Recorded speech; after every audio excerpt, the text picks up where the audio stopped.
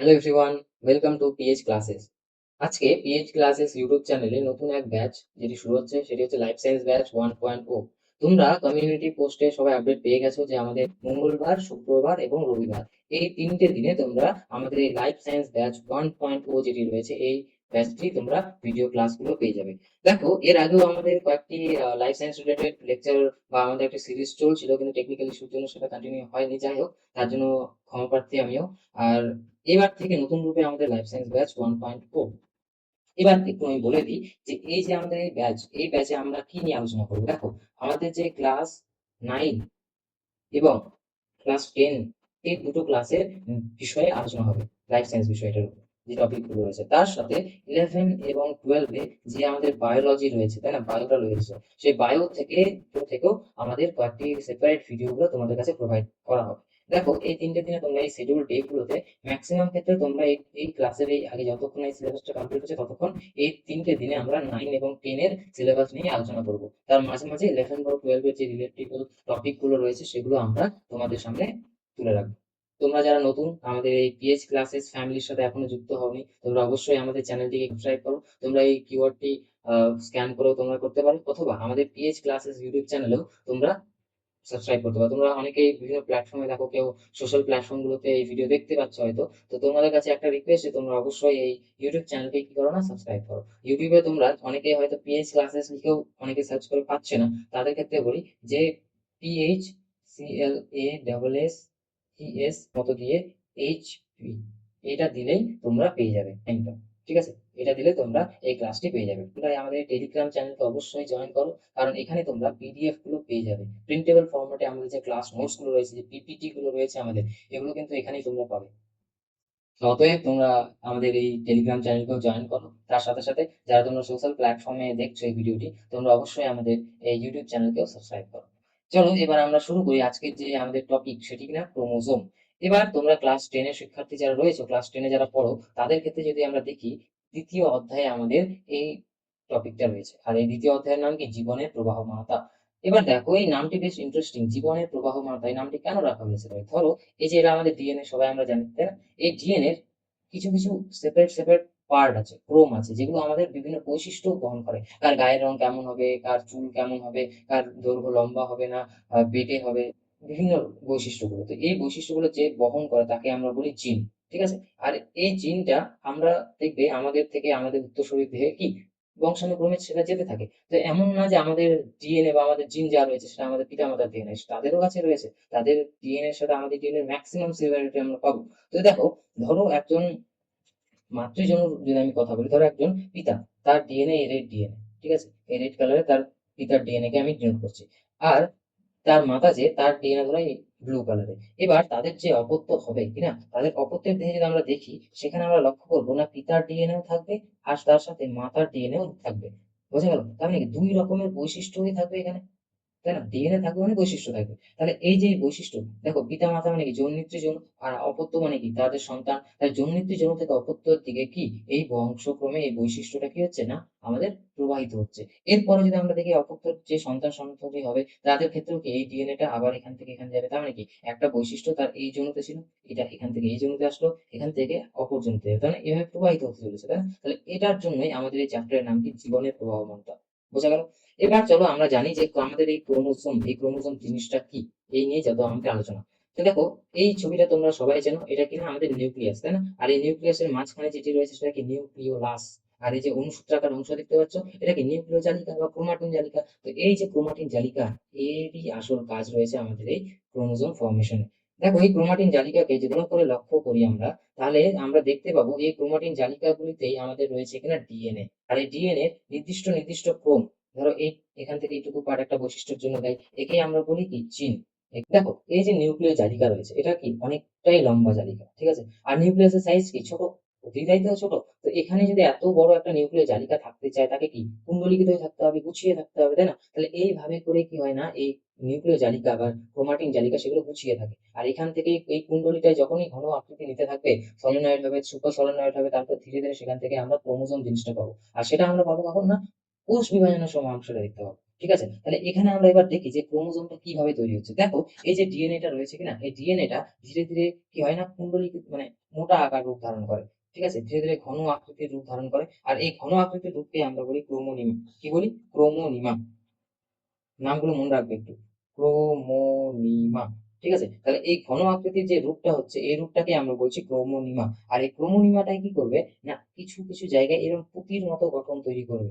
ঠিক আছে? এরকম পুঁতির মতো গঠন তৈরি করবে। একে বলা হয় ক্রোমোমিয়ার। কি বলা হয়? ক্রোমোমিয়ার। আর এই পুঁতির মতো জায়গাতে এখানে বেশ কিছু জিনিস যুক্ত হয় এই ক্রোমোনিমার সাথে। ঠিক আছে? তাহলে ক্রোমোনিমা আসলে কি? ডিএনএ তো। তাহলে ক্রোমোনিমা মানে ডিএনএ। আর এখানে যে আমি স্ট্রাকচারটা বানালাম, এই যে অংশগুলো ইয়েলো করে ডিনোট করছি আমি। এই অংশগুলো হচ্ছে না কিছুই না, এগুলো হচ্ছে হিস্টোন, হিস্টোন প্রোটিন। ঠিক আছে? আর এই ক্রোমোনিমা আর হিস্টোন প্রোটিন এই দুটো যুক্ত হয়ে ক্রোমোমিয়ার গঠন করবে। তাহলে এই যে পুঁতির মতো ফর্মেশন একে আমরা বলবো কি? ক্রোমোমিয়ার। বোঝা গেল? তাহলে ক্রোমোমিয়ার কি ক্রোমোনিমা কি? এই নিউক্লিয় জালিকা, নিউক্লিয় জালিকার মধ্যে রয়েছে কি ভালো করে দেখলে আমরা পাবো কি ডিএনএ। ঠিক আছে? ডিএনএ এর একটা নির্দিষ্ট সেপারেট অংশকে আমরা বলি জিন, যেটা নির্দিষ্ট বৈশিষ্ট্য ধারণ ও বহন বহন করে। এবং এই ডিএনএ যখন খুব ঘন আকৃতির রূপ নিতে থাকে তখনই সেটাকে আমরা বলবো কি ক্রোমোনিমা। আর এই ক্রোমোনিমাটা যখন পুঁতির মতো স্ট্রাকচার তৈরি করবে কার সাথে পেঁচিয়ে? হিস্টোন প্রোটিনের সাথে পেঁচিয়ে। তখন তার নাম হবে কি ক্রোমোমিয়ার। আর এই ক্রোমোমিয়ার থেকেই পরবর্তীতে আমরা যখন দেখবো যে এটা আরো ঘন রূপ নিতে থাকবে, ঠিক আছে? এই ক্রোমোমিয়ারের সাথে আবার ঘনরূপ নিতে থাকবে এগুলো। আর এখান থেকেই ক্রোমোজোম যেটা আমরা আজকে পড়বো। তাহলে এখান থেকে এই যে আমাদের এই ক্রোমোজোমটা তৈরি হবে। বোঝা গেল? তাহলে এখান থেকে কিভাবে ক্রোমোজোম তৈরি হচ্ছে? আর এই ক্রোমোজোমটা আমরা কখন দেখতে পাবো না? কোষ বিভাজনের সময়। কোষ বিভাজনের সময় দেখতে পাবো। ঠিক আছে? আর এটার নাম কি? ক্রোমোজোম। ক্রোমোজোম। বোঝা গেছে? আর কোষ বিভাজনের কোন দশায়? মেটাফেজ দশায়। মনে রাখবে একটু। তাহলে এবার দেখি এই যে আমি বললাম না দেখো এই যে সুতোগুলো রয়েছে ধরো এগুলোকে যদি আমি ক্রোমাটিন জালিকা বা ক্রোমোনিমা বলি, দেখো এগুলো তাহলে এগুলো কি একগুচ্ছ ভাবে এদিক ওদিক হয়ে আছে, তাহলে এদিকে যদি আমাকে সাজিয়ে রাখতে হয় ব্লু কালারটা ব্লু কালারের সাথে ইয়েলো কালারটা ইয়েলো কালারের সাথে এইভাবে গুছিয়ে রাখতে হলে কি আমাকে এইভাবে পেঁচিয়ে রাখতে হবে, তাই না? তো এই কাজগুলোই করে নাকি ক্রোমোজোম। ঠিক আছে? কারণ কি বিভিন্ন রকমের জিন রয়েছে আমাদের, বিভিন্ন রকমের ক্রোমাটিন জালিকা বিভিন্ন বৈশিষ্ট্যকে বহন করছে, তাই না? তো যখন সেটা অপত্তর দেহে যাবে তখন মানে কি আমি যদি কোনো কিছু গুছিয়ে না রাখি আমি ভাগ করতে পারবো সহজে? পারবো না। তো এটা একটা মেকানিজম, একটা step। বোঝা গেল? তাহলে এইভাবে যখন কুণ্ডলীকৃত হয়ে যাচ্ছে তখনই তার নাম হয়ে গেল কি ক্রোমোজোম। ঠিক আছে? চলো এবার আমরা ক্রোমোজোম কি জিনিসটা একটু জানি। দেখো ক্রোমোজোম কি এখানে বলা আছে সংজ্ঞাটা, দেখো নিউক্লিয়াস, কোষের নিউক্লিয়াস মধ্যস্থ নিউক্লিয় জালিকা থেকে উৎপন্ন, তাহলে কোথা থেকে উৎপন্ন? এটা নিউক্লিয় জালিকা, ক্রোমাটিন জালিকা। নিউক্লিয় প্রোটিন মানে কি ডিএনএ দিয়ে গঠিত, যে স্বপ্রজননশীল। স্বপ্রজননশীল মানে কি নিজে রেপ্লিকেট করতে পারে, নিজে কপি বানাতে পারে, একটা ক্রোমোজোম থেকে আরেকটা ক্রোমোজোম হতে পারে। সেই সূত্রাকার অংশ, সেই সূত্রাকার অংশ জীবের বংশগত বৈশিষ্ট্যকে কি করে না বহন করে। মনে থাকবে? তাহলে এই যে সূত্রাকার অংশ এ কি করছে? জীবের বংশগত বৈশিষ্ট্যকে বহন করছে, অর্থাৎ জিনের কথা বলা হয়েছে। কারণ জিনটা কি ক্রোমোজোমের মধ্যেই রয়েছে। আর প্রকরণ বিবর্তনে মুখ্য ভূমিকা পালন করে, একে আমরা বলি ক্রোমোজোম। তোমরা একটু দেখে নিবে সংখ্যাটা। দেখো এই ক্রোমোজোমটার নাম কিভাবে এসছে? ক্রোমো এবং সোমা, এটা একটা গ্রিক শব্দ। ক্রোমো কথার অর্থ কি? ক্রোমো কথার অর্থ হচ্ছে রং। আর সোমা কথার অর্থ কি? সোমা কথার অর্থ হচ্ছে দেহ, অর্থাৎ রঙিন দেহ। দেখো যখন ফ্লেমিং তিনি এই ক্রোমোজোমটা তিনি যখন আবিষ্কার করেন তার আগে তিনি কোষ বিভাজন লক্ষ্য করছেন। কোষ বিভাজনের সময় এই ফ্লেমিং তিনি দেখেন কিনা যে এই যে কোষের মধ্যস্থ যে ক্রোমোজোম অংশটা রয়েছে সেটা বেশি গাঢ় করে বেশি ফুটে উঠছে, তাহলে তার জন্য এর নাম দেওয়া হলো কি ক্রোমোজোম বা রঙিন দেহ। ঠিক আছে? কি দিয়ে তৈরি? সুতোর মতো ক্রোমাটিন জালিকা দিয়ে তৈরি। ডিএনএ থাকে এর মধ্যে। আর এই ক্রোমোজোম আমাদের কয়টি রয়েছে? 23 জোড়া বা 46টি। তার মধ্যে দুটো রয়েছে আমাদের সেক্স ক্রোমোজোম আর বাকি বাকি আমাদের 22 জোড়া রয়েছে অটোজোম। ক্রোমোজোম কে আবিষ্কার করেন? স্যার ফ্লেমিং তিনি ক্রোমোজোম আবিষ্কার করেছেন 1880 খ্রিস্টাব্দে। তিনি যখন স্যালামান্ডারের দেহে প্রথম কোষ বিভাজনটাকে পর্যবেক্ষণ করেন, কোষ বিভাজনটাকে তিনি লক্ষ্য করছিলেন, তখন তিনি দেখতে পান যে বেশ কিছু অংশ বেশি পরিমাণে রঞ্জিত হয়ে আছে।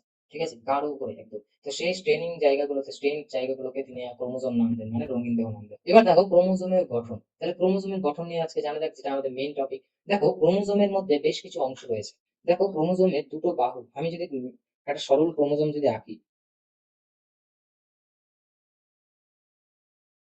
এখানে দেখো এই যে ভেতরে যে সূত্রাকার অংশ ক্রোমোমিয়ার, তাই না? এই যে পুঁতির মতো অংশগুলো, তাহলে ক্রোমোমিয়ার। তাহলে এর থেকে আমরা বুঝতে পারছি যে ক্রোমোমিয়ারটা কোনটি। তাহলে এই দেখো এই হচ্ছে ক্রোমোমিয়ার, সূত্রাকার অংশ যেটা পুঁতির মতো আকার। এবার একটা জিনিস মনে রাখবে, এই যে ক্রোমোজোম, ক্রোমোজোমের একটা অদৃশ্য আবরণ রয়েছে। সে আবরণকে অনেকে অনুমান করে ধরে, এই আবরণের নাম হচ্ছে পেনিকল। বোঝা গেল? আর এই ক্রোমোজোমের দুই পাশে দুটো বাহু রয়েছে, দেখো এই পাশে একটা এই পাশে একটা, এগুলোকে আমরা বলি ক্রোমাটিড। কি বলি না? ক্রোমাটিড। ঠিক আছে। আর এই ক্রোমাটিডের মাঝখানের অংশটা দেখো একটু খাঁজ হয়ে আছে, তাই না? তো এই খাঁজ অংশকে আমরা বলি প্রাথমিক খাঁজ। কি বলি? প্রাথমিক খাঁজ। আর এই প্রাথমিক খাঁজে যেটি একটু গাঢ় করে অংশটা থাকবে, এর নাম হচ্ছে সেন্ট্রোমিয়ার। মনে রাখবে? এর নাম হচ্ছে কি সেন্ট্রোমিয়ার। বোঝা গেল? তাহলে এবার যদি আমরা দেখি, তাহলে প্রাথমিক খাঁজে গিয়ে থাকে এই সেন্ট্রোমিয়ার জায়গাটা থাকে। এরপরে সেন্ট্রোমিয়ার যেখানে রয়েছে প্রাথমিক খাঁজে, এই প্রাথমিক খাঁজ বাদ দিয়েও বিভিন্ন রকমের খাঁজ রয়েছে আবার। অন্য খাঁজগুলোকে আমরা দেখতে পাই। এই খাঁজগুলোকে আমরা বলি গৌণ খাঁজ। আর এই গৌণ খাঁজ অনেকগুলো থাকতে পারে। একটা থাকলে গৌণ খাঁজ বা সেকেন্ডারি কনস্ট্রিকশন 1, ঠিক আছে? এইভাবে নাম দেওয়া থাকে। বা দুটো থাকলে দ্বিতীয় নাম্বার গৌণ খাঁজ, এইভাবে নামগুলো দেওয়া হয়। এবার এই গৌণ খাঁজের যে অংশ, এটা খুবই ইম্পর্টেন্ট, কারণ কিনা এই গৌণ খাঁজে একটা জায়গা থাকে NOR বা নিউক্লিওলার অর্গানাইজার রিজিয়ন। আর এখান থেকে নিউক্লিওলাস কি হয়? তৈরি হয়। ঠিক আছে? আর এই ঠিক এই যে গৌণ খাঁজ, এর পাশেই একটা বাল্বের মতো জায়গা দেখতে পাচ্ছি, যেখানে দেখো তোমরা, একে বলা হয় স্যাটেলাইট। আর এই স্যাটেলাইট যুক্ত ক্রোমোজোমকে আমরা বলবো স্যাট ক্রোমোজোম। মনে থাকবে? তাহলে স্যাটেলাইট যুক্ত ক্রোমোজোমকে আমরা বলি স্যাট ক্রোমোজোম। এই যে ক্রোমোজোমের শেষ প্রান্তটা রয়েছে, এটি একদম শেষ প্রান্ত, সেটাকে বলা হয় টেলোমিয়ার। ঠিক আছে? আর এই টেলোমিয়ার কি করে না, একটা ক্রোমোজোমকে অন্য ক্রোমোজোম থেকে পৃথক রাখতে সাহায্য করে। তাহলে এই ক্রোমোজোমের বিভিন্ন অংশগুলো আমরা আজকে জানলাম। তাহলে দেখো, এটি কি সেন্ট্রোমিয়ার, এগুলো কি ক্রোমোমিয়ার, তাই না? এটা হচ্ছে প্রাথমিক খাঁজ। এর পাশে আরেকটি খাঁজ থাকলে এখানে গৌণ খাঁজ বলবো। আর গৌণ খাঁজে কি থাকে? NOR বা নিউক্লিওলার অর্গানাইজার রিজিয়ন। এর পাশে যে স্যাটেলাইট বা বলের মতো জায়গা থাকে, বাল্বের মতো, একে বলে কি স্যাটেলাইট। ঠিক আছে? এই হচ্ছে কি ক্রোমোজোমের গঠন। তো এবার একটু ডিটেলস আমরা দেখে নিই। চলো চলো এবার ক্রোমোজোমের গঠনটাকে আমরা একটু ডিটেলসে দেখে নিই। দেখো, ক্রোমোজোমের ফার্স্ট অংশ যেটি রয়েছে সেটা কি? ক্রোমাটিড। দেখো, এই বাহুগুলোকে ক্রোমাটিড বলে, আমরা তো আগেই জানি, তাই না? যে ক্রোমোজোমের যে একজোড়া বিপরীত বাহুগুলো রয়েছে, সেই দণ্ডাকার অংশকে আমরা কি বলি? ক্রোমাটিড বলি। তাহলে এই ক্রোমাটিডের মাঝখানে জায়গাকে আমরা কি বলবো? সেন্ট্রোমিয়ার। একই ক্রোমোজোমে যে ক্রোমাটিড, সেগুলোকে আমরা বলি সিস্টার ক্রোমাটিড। ঠিক আছে? কিন্তু বিপরীত যে ক্রোমাটিড গুলো থাকবে, সেগুলোকে বলা হবে নন সিস্টার ক্রোমাটিড। এগুলো মনে রাখবে একটু। আমরা কোষবিভাজনের সময় একটু পড়বো। এবার দেখো ক্রোমোনিমা। ক্রোমোনিমা মানে কি? যে সুতোর মতো অংশ, সূক্ষ্ম তন্তু রয়েছে ক্রোমোজোমের ভেতর, সেটা হচ্ছে ক্রোমোনিমা। ঠিক আছে? আর এই ক্রোমোনিমাটা যখন পুঁতির মতো যে অংশ গঠন করবে হিস্টোন অক্টোমারের সাথে, তখন আমরা কি বলবো? ক্রোমোমিয়ার। এবার দেখো ক্রোমোমিয়ার। ক্রোমোমিয়ার মানে কি? ঘন পুঁতির মতো দানা। আর এই পুঁতির মধ্যে কি থাকছে? ক্রোমোনিমা। ক্রোমোনিমা মানে কি? হ্যাঁ, ডিএনএ। ক্রোমোনিমা মানে কি? ডিএনএ। ডিএনএ। আর ডিএনএ এর সাথে এখানে কি থাকছে? কি? অক্টোমার, হিস্টোন প্রোটিন। Histone protein. তাহলে এই দুটো মিলে কি হচ্ছে না, আমাদের ক্রোমোমিয়ার। ব্যাস এইটুকুই। আর এই ক্রোমোমিয়ার মনে রাখবে হিস্টোন ও ডিএনএ দ্বারা গঠিত একটা নিউক্লিওজোম। এবার পরের যে পার্টটা রয়েছে, প্রাথমিক খাঁজ এবং সেন্ট্রোমিয়ার। সেন্ট্রোমিয়ারটা কি? দেখো, যে দুটো যে বাহু, এই দুটো বাহুর মাঝখানে যে অংশটা রয়েছে, যেটা অরঞ্জিত এবং কি খাঁজযুক্ত, সেটাকে আমরা বলি কি? প্রাথমিক খাঁজ। আর এই প্রাথমিক খাঁজের মধ্যে যে গাঢ় করে অংশটা আমরা দেখতে পাবো, সেটা হচ্ছে কি? সেন্ট্রোমিয়ার। আর এই প্রাথমিক খাঁজের ভিত্তিতে আমরা কি করি না, এই সেন্ট্রোমিয়ারের যে অবস্থান, এর ভিত্তিতে আমরা দুটো বাহু বানিয়ে থাকি। একটা হচ্ছে পি বাহু, যেটা ছোট সেটা পি, আর যেটা বড় বাহু সেটা হচ্ছে কিউ। P1 Q1। এবার দেখো, এই যে সেন্ট্রোমিয়ার অবস্থান অনুযায়ী আবার কি হয়? ক্রোমোজোমের অনেক রকমের ভাগ হয়। দেখো, টেলোসেন্ট্রিক যখন এই যে সেন্ট্রোমিয়ারটা একদম প্রান্তে থাকবে, শেষ মাথায় থাকলো, তখন তাকে আমরা বলবো কি? টেলোসেন্ট্রিক। এটা দেখতে অনেকটা আয়ের মতো হয়। দেখো, আয়, এটার জন্য এটা অনেকটা আয়ের মতো আকৃতি। এবার অ্যাক্রোসেন্ট্রিক। অ্যাক্রোসেন্ট্রিক কি হয়? প্রান্ত থেকে একটু কাছে থাকবে, মানে প্রান্তের একটু কাছে, একদম ধারে থাকবে না, আবার মাঝেও থাকবে না, প্রান্ত আর মাঝের কাছে। তাহলে একে বলবো কি আমরা? অ্যাক্রোসেন্ট্রিক। এটা দেখতে হয় যে আকৃতির। এবার যদি আমরা দেখি সাব মেটাসেন্ট্রিক, তার আগে আমি বলি মেটাসেন্ট্রিকটা। মেটাসেন্ট্রিকটা মনে রাখবে মাঝখানে থাকবে, মানে কি? ভি এর মতো দেখতে। আর সাব মেটাসেন্ট্রিক যেটা রয়েছে, সেটা মনে রাখবে কিসের মতো দেখতে? এল এর মতো, মানে মাঝখানে পাশে থাকে। তাহলে এখানে দেখো, টেলোসেন্ট্রিক মানে সেন্ট্রোমিয়ার ক্রোমোজোমের শেষ প্রান্তে থাকে।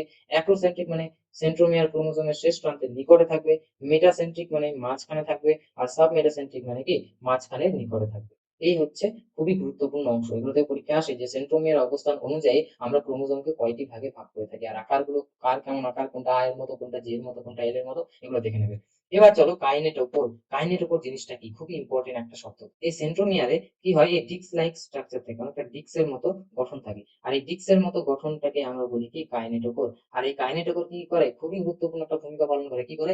কোষ বিভাজনের সময় এই কাইনেটোকোরই কি করবে? আমাদের প্রেম তন্তুর সাথে যুক্ত হতে ক্রোমোজোমকে সাহায্য করবে। আমরা যখন কোষ বিভাজন করব, তখন আমরা দেখতে পাবো যে এই ক্রোমোজোম গুলোর কি হয় না, মেরুবর্তী চলন হয়। ঠিক আছে? আমি একটু রাফলি এখানে আঁকাচ্ছি। তাহলে এই ক্রোমোজোম গুলো কি হয় না, মেরুবর্তী চলন দেখা যায়। এই ক্রোমোজোম গুলো তারা নিজেদের মেরুর দিকে চলে যেতে শুরু করে এখানে। তাহলে এই যে যুক্ত হচ্ছে প্রেমতন্তুর সাথে, কে সাহায্য করছে? এদের কাইনেটোকোর। বুঝা গেল? তাহলে এই কাইনেটোকোর কিন্তু খুবই গুরুত্বপূর্ণ। তাহলে এই যে চাকতির মতো বা ডিস্কের মতো যে গঠন, একেই আমরা বলি কাইনেটোকোর। এ কি করে না, বেম তন্তুর সঙ্গে এই যে ক্রোমোজোম সেটাকে যুক্ত হতে সাহায্য করে, আর মেরুবর্তী চলনে কি করবে, সাহায্য করবে। এবার দেখো গৌণ খাঁজ, গৌণ খাঁজ জিনিসটা কি? গৌণ খাঁজটা আমি বললাম যে প্রাথমিক খাঁজ বাদ দিয়েও অন্যান্য খাঁজগুলো রয়েছে, একে আমরা বলি কি, গৌণ খাঁজ। আর এই গৌণ খাঁজ যখন প্রথম, তাহলে গৌণ খাঁজ 1, দ্বিতীয় থাকলে গৌণ খাঁজ 2, তাহলে এই যে নামগুলো এইভাবে, যে প্রথম গৌণ খাঁজটাকে গৌণ খাঁজ 1 বলবো, দ্বিতীয় গৌণ খাঁজ গৌণ খাঁজ 2 বলবো। আর এই গৌণ খাঁজে যেটা খুবই ইম্পর্টেন্ট যে কথাটা রয়েছে সেটা হচ্ছে NOR। মনে থাকবে, NOR মানে nucleolar organiser region. Nucleolar organiser region, এখান থেকে নিউক্লিওলাস তৈরি হয়। তাহলে যদি আসে NOR বা নিউক্লিওলার অর্গানাইজার রিজিয়নটা কোথায় থাকে, তাহলে সবসময় মাথায় আসা দরকার কি, গৌণ খাঁজে থাকে। স্যাটেলাইট কি, গৌণ খাঁজের পাশে একটা বাল্বের মতো স্ট্রাকচার, কোথায়? হ্যাঁ, এই যে বাল্বের মতো স্ট্রাকচার, একে আমরা বলি কি, স্যাটেলাইট। আর এই স্যাটেলাইট যুক্ত ক্রোমোজোমকে আমরা বলবো স্যাট ক্রোমোজোম। ঠিক আছে, স্যাট ক্রোমোজোম।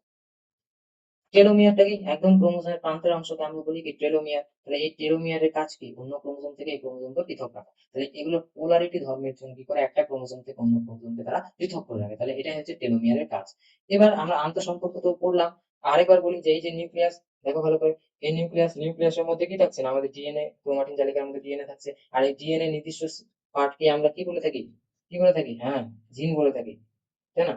নির্দিষ্ট ক্রমটাই তো জিন। আর এই জিন গুলো কোথায় রয়েছে, তাহলে দেখো, এই জিন কার মধ্যে রয়েছে, ডিএনএ এর মধ্যে। আর এই ডিএনএ কোথায় রয়েছে, আমরা ক্রোমোজোমে পাই। তাহলে দেখো, এরা কি আন্তঃসম্পর্ক না? তাহলে জিন ডিএনএ তে রয়েছে, আবার ডিএনএ ক্রোমোজোমে রয়েছে, তার মানে কি জিন ক্রোমোজোমের মধ্যে রয়েছে। তাহলে এই হচ্ছে কি, এই ক্রোমোজোম, জিন এবং ডিএনএ এর মধ্যে আন্তঃসম্পর্ক। তাহলে কোষ বিভাজনের সময় দেখো, নিউক্লিয় জালিকা থেকে বা ক্রোমাটিন জালিকা থেকে কি ক্রোমোজোমটা তৈরি হয়। আর এই ক্রোমোজোম তৈরি হওয়ার সময় এই ক্রোমোজোমের মধ্যে ডিএনএ অবস্থিত থাকে। আর এই ডিএনএ প্রোটিন সংশ্লেষকারী বা নির্দিষ্ট বৈশিষ্ট্য বহনকারী অংশই কি, জিন। তার মানে কি, সুতরাং ডিএনএ, ক্রোমোজোম আর জিন এরা কি পরস্পরের সাথে সম্পর্কযুক্ত। তো এবার যদি তোমাদের এখানে প্রশ্ন আসে যে ডিএনএ, জিন এবং ক্রোমোজোমের মধ্যে অন্তঃসম্পর্কটা কি, তাহলে অবশ্যই তোমরা পাবে, খুবই সোজা জিনিস, পেরে যাবে। এবার এইখানে আর ওই একই ছবি রয়েছে। এবার আমরা কিছু কিছু এমসিকিউ করি, দেখি যে আজকে কি আমরা জানলাম, সত্যি কি আমাদের মাথায় কিছু ঢুকলো। দেখো, প্রথমে ক্রোমোজোমের প্রধান উপাদান কি, ক্রোমোজোমে কি রয়েছে, ক্রোমোমিয়ারে কি রয়েছে, ডিএনএ রয়েছে, আর কি রয়েছে, প্রোটিন রয়েছে, হিস্টোন প্রোটিন। ব্যাস, শেষ। ক্রোমোজোমের ডিএনএ কোন প্রকারের প্রোটিনের সাথে যুক্ত থাকে, কোন প্রোটিন, হিস্টোন প্রোটিন, একদম ঠিক। নিউক্লিওজোম কি, নিউক্লিওজোম মানে কি, ডিএনএ এবং হিস্টোনকে একসাথে বলি কি, নিউক্লিওজোম। এই যে পুঁতির মতো গঠনগুলোকে আমরা কি বলছি, নিউক্লিওজোম, তাই না? এরপরে ক্রোমোজোম সব থেকে বেশি সংকুচিত অবস্থায় দেখা যায়, কারণ আছে, আমি বলেছি কিন্তু প্রথমের দিকে, মেটাফেজ। ঠিক আছে, ক্রোমোজোম কোষ বিভাজনে মেটাফেজে আমরা দেখতে পাই। এবার ক্রোমোজোমের দুটি অংশকে কোন অংশ যুক্ত করে, ধরো একটা ক্রোমোজোমের দুটি অংশ, একটা অংশ মাঝখানে কি থাকবে, একদম ঠিক স্যার, সেন্ট্রোমিয়ার। ঠিক। সেন্ট্রোমিয়ারের অন্য নাম কি, বলো তো, সেন্ট্রোমিয়ারের অন্য নাম কি হবে? এই সেন্ট্রোমিয়ার, এটা কোথায় আছে, প্রাথমিক সংকোচন, প্রাইমারি সংকোচন। ব্যাস। এবার ক্রোমোজোমের শেষ প্রান্তকে আমরা কি বলি, টেলোমিয়ার বলি, তাই না? এবার ক্রোমাটিডটা কি, ক্রোমোজোমের বাহু না, বাহু তো, এগুলো তো ক্রোমাটিড। তাহলে ক্রোমাটিড মানে কি, ক্রোমোজোমের এক একটি অর্ধাংশকে আমরা বলি ক্রোমাটিড। ক্রোমোজোমের ভেতর যে সুতো সদৃশ্য অংশ থাকে, সুতোর মতো যে অংশ, তাকে আমরা কি বলি, ক্রোমোনিমা। এবার সেকেন্ডারি সংকোচন বা গৌণ খাঁজের কথা বলা হচ্ছে কিন্তু, তাহলে এটা কোথায় থাকে, দেখো এখানে কিন্তু অপশন যেটা রয়েছে এই হিসাবে এনওয়ারটাই ঠিক। দেখো স্যাটেলাইট কোথায় রয়েছে, গৌণ খাঁজের পরে বাল্বের মতো গঠন, তাই না? তাহলে সেকেন্ডারি সংকোচনের পর ছোট অংশ। এরপর কাইনেটোকোর, কার মনে আছে, কাইনেটোকোর কি করবে, বেম তন্তুর সাহায্যে যুক্ত হতে সাহায্য করে, বেম তন্তুর সঙ্গে যুক্ত হতে সাহায্য করে, তাই না?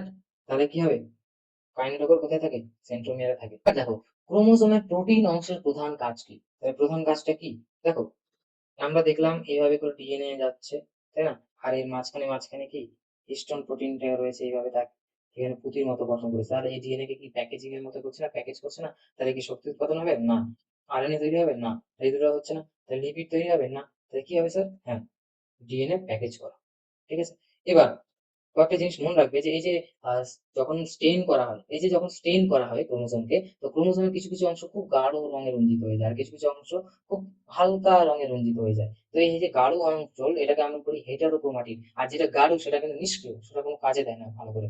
কিন্তু যেটা হালকা সেটাই কিন্তু সক্রিয়, তাহলে হালকাকেই বলি আমরা ইউক্রোমাটিন।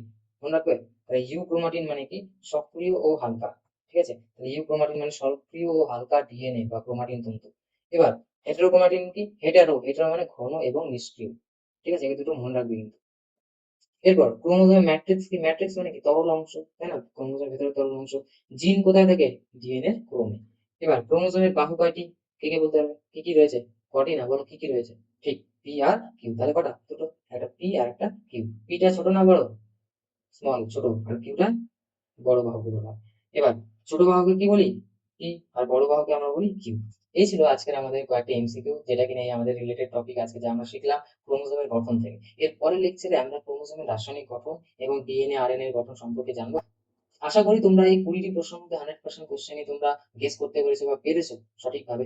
তাহলে এর থেকে তোমাদের বেসিক নলেজ এই ক্রোমোজোমের উপর কেমন সেটা তোমরা বুঝতেই পারছো। আশা করি তোমরা সবাই লাভবান হয়েছো, ভালো লেগেছে তোমাদের এই আজকের সেশনটা। তো যদি তোমাদের আজকের সেশনটা ভালো লেগে থাকে, তো অবশ্যই আমাদের পেজ ক্লাসেসকে তোমরা কি করো? সাবস্ক্রাইব করবে। এর জন্য কোনো কস্ট লাগে না, ফ্রি অফ কস্ট। তোমরা সাবস্ক্রাইব করো, আর ভিডিও যদি ভালো লাগে লাইক করো, আর ভিডিওটি কেমন লাগলো সেটা ফিডব্যাকে কমেন্টে জানাও।